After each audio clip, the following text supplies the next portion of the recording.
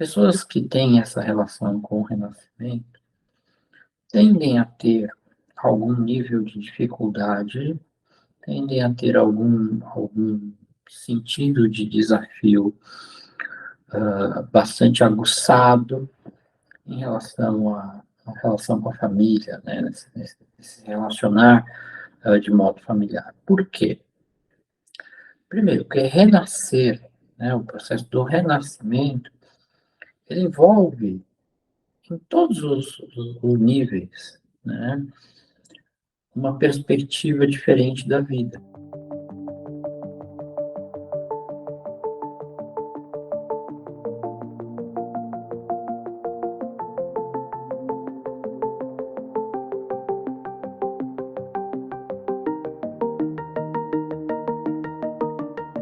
Bom, vamos lá, pessoas. Bom dia, boa tarde, boa noite mais uma vez, né, para falar aqui do processo do renascimento, né, o que é esse renascimento? É um dos grandes efeitos da numerologia, né, mas falando aqui também e também a gente vê um pouco isso na astrologia, mas tem que saber cruzar os dois dados, né, mas vamos lá, vamos entender o seguinte: o que é o efeito do renascimento dentro da família, né, dentro da relação familiar? A gente precisa entender o seguinte: o renascimento ele é um efeito bastante complexo dentro da numerologia, né? E a nossa base existencial, e conforme o entendimento, né, a nossa base de vidas passadas, né, tem um acoplamento com a nossa família biológica da vida presente, a vida atual. E aí o que acontece é, pessoas que têm renascimento no mapa, via de regra, vão passar por, possivelmente, e as que também têm semi-renascimento, né? Enfim, tem níveis de renascimento, né? Tem o semi-renascimento, tem o renascimento, tem pessoas que têm semi-renascimento, renascimento, tem pessoas que têm, né? Enfim, tem uma carga aí de 3, 4, 5 situações diferentes, né? Mas o que acontece aqui, falando de modo geral? Pessoas que têm essa relação com o renascimento tendem a ter algum nível de dificuldade, tendem a ter algum sentido de desafio bastante aguçado em relação à relação com a família, né? Nesse relacionar de modo familiar. Por quê? Primeiro, porque renascer, né, o processo do renascimento, ele envolve em todos os níveis, né, uma perspectiva diferente da vida. Então a gente pode dizer o seguinte, de uma forma muito simplificada. É como você tomar café com açúcar e você passou uma vida inteira tomando café com açúcar. E um belo dia, em vez de pôr 3 colheres de açúcar, porventura aconteceu alguma coisa lá e ou só tinha 2 colheres de açúcar, você colocou 2 colherinhas de açúcar. E de repente aquilo não foi tão ruim, né? E vamos ver que no decorrer de um ano, a pessoa que estava tomando com 3 colherinhas de açúcar passa a tomar sem açúcar. Acontece que você, tomando café com açúcar, percebe que você é uma pessoa, que você reage de uma forma, que você tem um viés emocional, que você tem uma velocidade de reação, que você tem um tempo de percepção e que você tem um vislumbre a respeito da velocidade das coisas e como as coisas acontecem na sua vida. E a gente pode dizer que o café com açúcar propõe que as pessoas ao redor te aprovem, te aceitem, e você se dá por conta de que, mas eu tomava café com açúcar porque o meu pai, porque o meu avô, porque minha bisavó, né, tomavam café com açúcar. E num dado momento você percebe que talvez aquilo, né, seja desnecessário. E você continua tomando café, assim como as pessoas da sua família continuam tomando café. Com a diferença de que você não precisa mais do açúcar e eles continuam precisando. Conclusão, o que acontece? As pessoas começam a ver você como alguém que parece que não corresponde mais da mesma forma, do mesmo modo, com o mesmo ímpeto emocional, muitas vezes, aquele contexto, aquele grupo. E talvez isso seja verdade, talvez isso seja muito escancarado, ou não. Então, o que se dá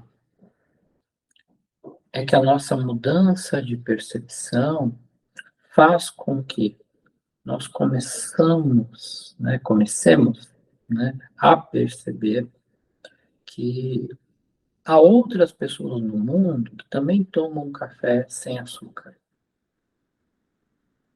E pode até ser que você perceba que um belo dia você pode ficar muito bem sem tomar café. E se antes você tomava 4, 5 xícaras de café ao dia, de repente pode ser que você perceba que agora você fica muito bem tomando 2. E não é que você deixou de tomar café, mas talvez você já não esteja tomando na mesma proporção que as outras pessoas da sua família tomam. E por conta disso está consumindo menos açúcar. E talvez por conta disso, daqui a pouco você vai consumir menos sal. E por conta disso, daqui a pouco você está percebendo que, né, aquelas pessoas precisam muito ver a novela das 9. E daqui a pouco você está se dando por conta de, tá, mas isso aí não me agrega mais nada. E aí, quando você se dá por conta disso, quando você percebe isso, a verdade é que é uma desidentificação, a gente começa a se desidentificar. Não é que aquelas pessoas se tornam menos importantes, mas o seu processo de vida, a maneira como a sua vida continua existindo e como você continua se relacionando com o mundo e com a vida, acontece, ocorre de uma forma muito diferente de como eles esperam de você. A gente pode dizer que as pessoas que têm renascimento no mapa vão ter uma grande quebra dos padrões. Mas essa grande quebra, na maioria esmagadora dos casos de quem tem renascimento no mapa, que é uma pequena proporção, né, que não, mas na grande maioria, mais de 90% dos casos, vai passar por uma mudança que ela é relativamente lenta, mas é uma mudança. E essa mudança muitas vezes vai acontecer no espaço de 4 a 10 anos. E possivelmente depois desse período, você vai perceber que o que você come, que o que você assiste, que os lugares que você gosta de ir, as músicas que te agradam, não são mais as mesmas do seu meio comum. Mesmo dos irmãos, irmãs, primos, primas, mesmo das pessoas que têm a mesma idade que você vai olhar e vai falar, putz, mas isso aqui não é algo que me apetece. E a grande questão é que vai ter aquela festança de Natal, vai ter aquela festança, às vezes, no Ano Novo, no Réveillon ou não, né? E vai ter aqueles feriados, X, Y, Z. E você, nas datas comemorativas, sejam elas quais forem, né, conforme aí a cultura de cada lugar, de cada pessoa, e aí você vai olhar para aquilo e vai falar, putz, mas eu já sei o que o fulano vai falar, eu já sei a piada da ciclana, já sei que A tia vai reclamar não sei do que, já sei que a mesa vai estar arrumada assim, assado, já sei quantas velas vai ter não sei aonde, já, e por aí vai. E parece que está todo mundo muito tranquilo, e muito conformado e muito ambientado naquilo. E adivinha quem não está? E quando você percebe que você está ali, mas você não está ambientado de fato com este lugar, feliz ou infelizmente,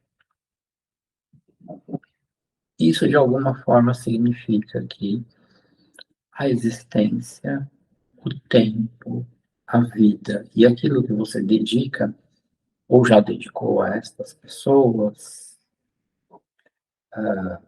continua fazendo sentido, mas muito possivelmente não propõe para o teu ser satisfação, felicidade. E você pode até, e vou dizer que é um sintoma bastante comum, você até vai se sentir muito seguro, segura neste lugar, nesta família. É muito comum isso acontecer. Você continua tendo segurança neste lugar, mas não tem felicidade. E é muito difícil admitir isso. É muito difícil trazer a consciência disso. É extremamente desafiador. E chega uma hora que muitas vezes vai ser necessário, e eu digo que é um dos momentos mais nevrálgicos para a maioria das pessoas, que é tomar aquela decisão do tipo, putz, mas esse ano eu não vou fazer parte da festa de Natal. Mas este ano eu não vou estar lá com eles no Réveillon. Mas neste período eu não vou lá fazer parte do almoço, do jantar de ação de graças ou algo assim. Ou eu não vou comemorar o aniversário lá do, sei lá, do tataravô. E quando isso acontece, e você sai deste cenário e vai viver uma outra coisa, aí começa a ficar mais clara ainda a relação familiar. E neste momento é quando você tem certeza, quando a pessoa tem certeza de que existem dois mundos, duas vidas e dois tempos completamente diferentes, e se torna necessário fazer escolhas, ou até mesmo permitir que o tempo escolha por você. O que é questionável se é uma medida sábia ou não, embora isso é caso a caso. E aí vem a pergunta, né, só para a gente fechar o nosso bloco aqui, né, ah, suas escolhas são baseadas na sua percepção ou são baseadas nas necessidades do seu grupo?